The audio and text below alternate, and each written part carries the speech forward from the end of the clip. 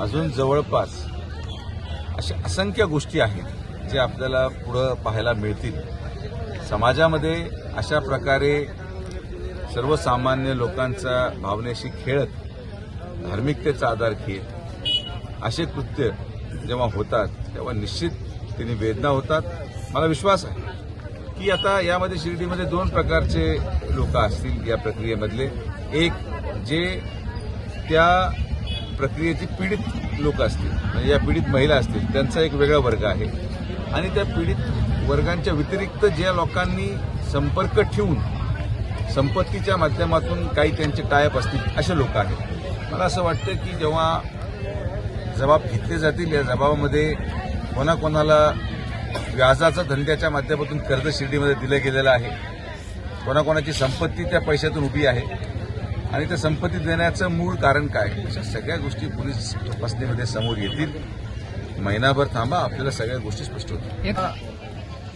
ज्या पद्धतीने या सगळ्या गोष्टी घडल्या आणि घटनाक्रम आपण पाहिला, लोकप्रतिनिधी अशा प्रकारे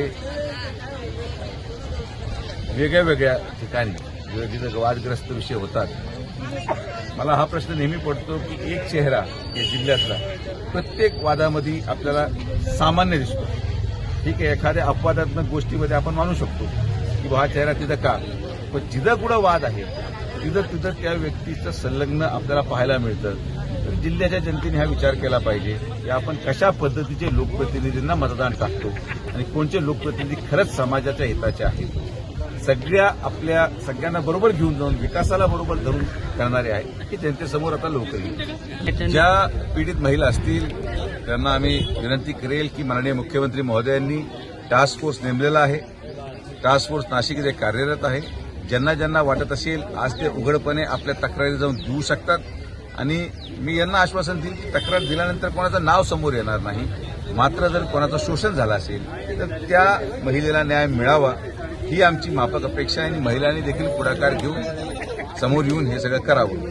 राहिला मुद्दा, जे प्रतिनिधी त्याच्यामध्ये दिसले, आता प्रत्येकाचं वेगळं वेगळं कारण असेल, त्यावर बोलण्यापेक्षा मी तुम्हाला एक गोष्टीची खात्री देतो की जेव्हा जबाब समोर येतील, हे नुसतं तिथं काही लोक तिथं नव्हते असं नाहीये, जबाब जेव्हा समोर येतील तेव्हा अनेक कृत्यांचा पर्दाफाश होईल। त्या कृत्यामध्ये हा जो व्यक्ती त्याची अटक झालेली आहे तो किती राजकीय प्रक्रियेमधल्या लोकांचा सेटलमेंटमधून स्वतः एक एजंट होता, हे देखील एक महिन्याभरामध्ये तुमच्याकडे पुराव्यानिशी स्पष्ट होणार आहे।